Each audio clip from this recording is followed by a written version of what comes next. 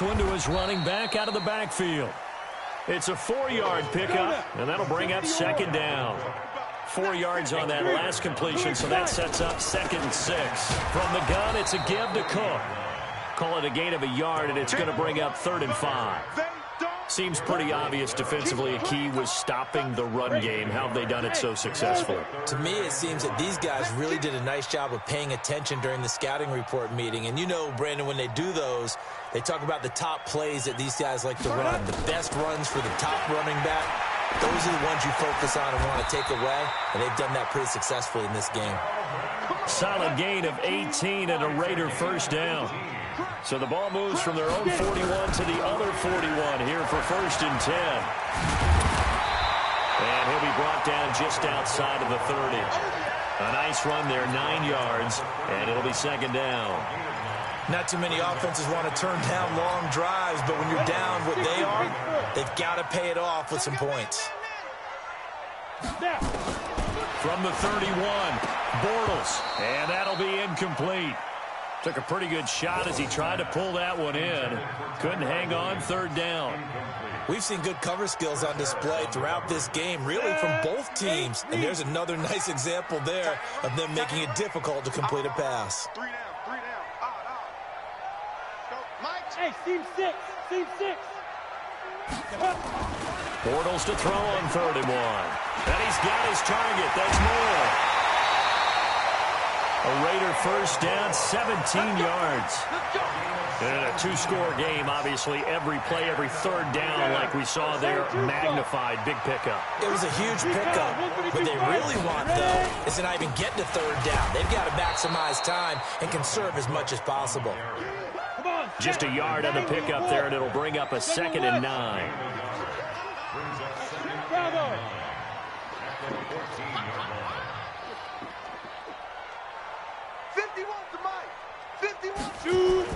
On 2nd and 9, Bortles, and he's going to go down. He's sacked back at the 24. Adam Gotsis, the Aussie, with a sack. I remember throughout my career here in defensive coaches always say, guys, you got to earn the right to rush the passer. But they put themselves in a great spot with this big lead, and they know they've got to throw the ball. These pass rushers have to be salivating. It is pin your ears back time indeed. And he's got the hook up to Moore. And they're going to drop him well shy of the 1st as he can only make it to the 11. It's a gain of 11, but they're still well short. It's 4th down. Bortles going to go on 4th down. And this is caught. Touchdown, Raiders. David Moore, his first touchdown on the year, as his guys are back within a single score. Extra point up and good by Bullock. And now things get a bit more interesting here in this 4th quarter.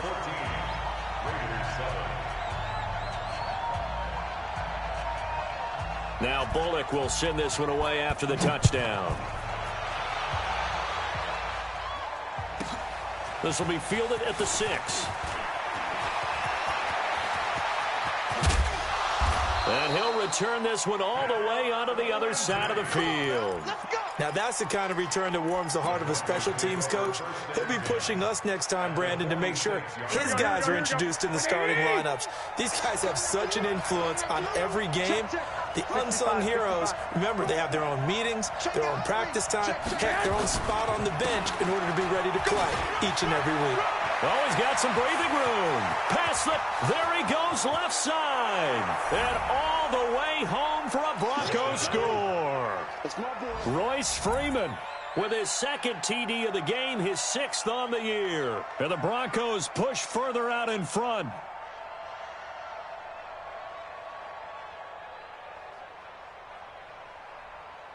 Now McManus to tack on the extra point. It's good, and it is now 21-7.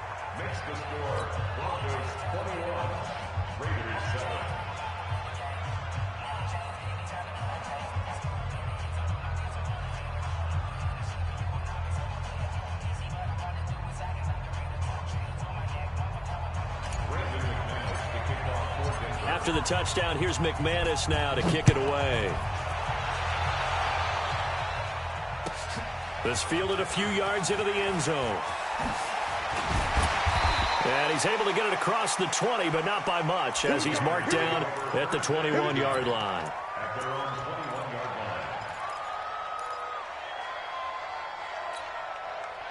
The Raider offense set to get this drive started. And that last drive, a long drive, but not just that. They had a great air attack going. Do they stick with that? I would think that they would, because if they were confident enough to do it on the last drive, starting backed up in their own territory, why would you change anything? They've got to be confident about what they're presenting and continue to do so. Yeah, because the secondary, they really look clueless. And that was amazing because that drive went and went, no adjustments, and no big plays by the defense. And this is intercepted, and that should do it. It's Chris Harris with a pick.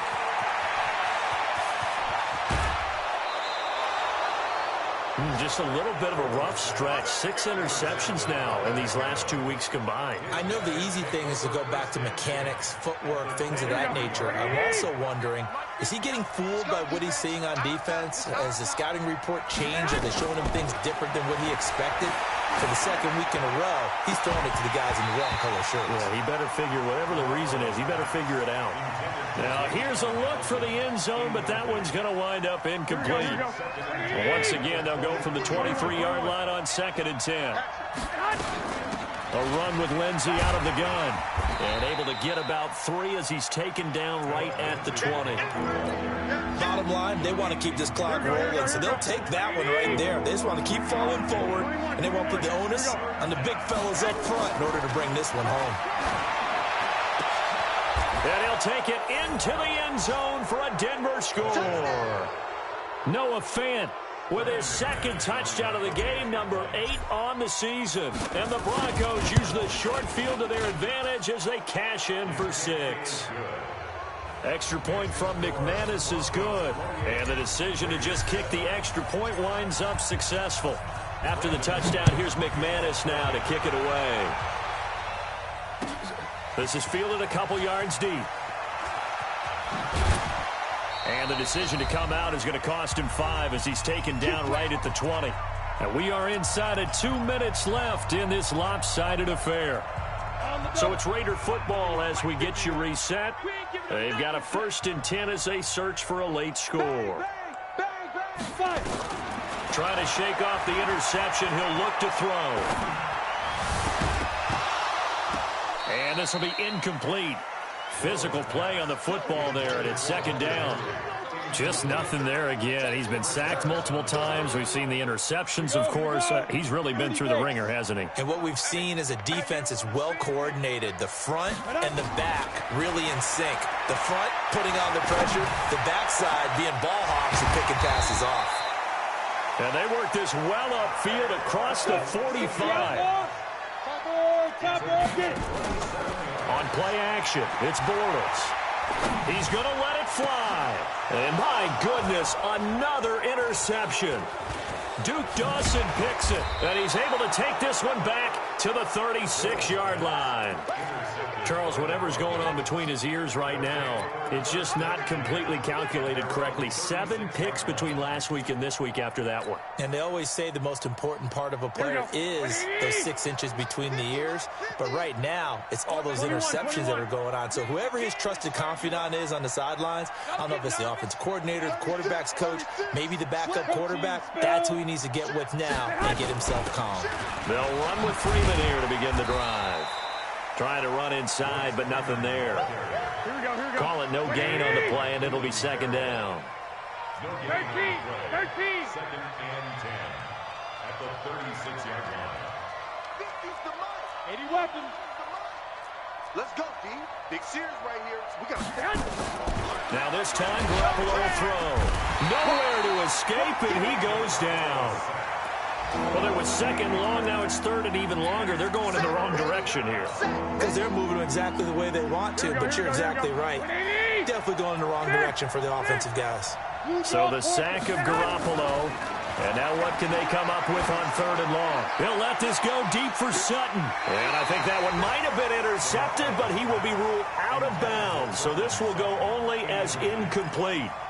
Fourth quarter, you've got the big lead. If you're coaching, Charles, you still taking shots like that downfield? I'd be a little more concerned with running some clock and making sure you're taking care of the lead, because you keep flinging it around, you throw a couple of picks, you can put yourself in jeopardy.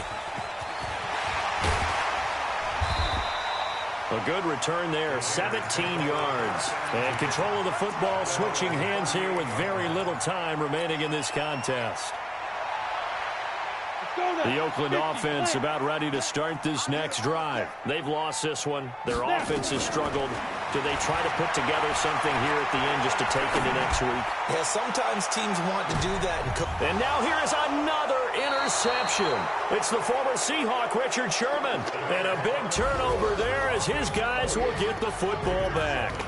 So this one will wind up a Denver victory. And they were buoyed, Charles, by a big second half that put this one on ice. And I know a lot of people watching this one were thinking to themselves, I bet halftime was really interesting. Probably took the paint off the wall. But I get the sense it was much more of the adjustments they made. They came in with a game plan that we saw that didn't work in the first half. They made the adjustments necessary, went away from that, and then they got it together, got a spark, and then took off. It's really nice to watch in the second half.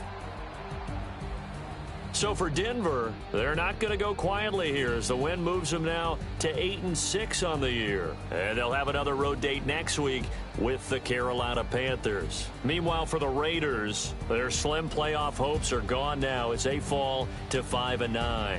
And they'll try and turn things around next week as they have a date at MetLife Stadium with the New York Jets. That'll do it for us. I'm Brandon Gaudin alongside Charles Davis. Thanks to our entire crew as well. We'll talk to you next time. So long, everybody.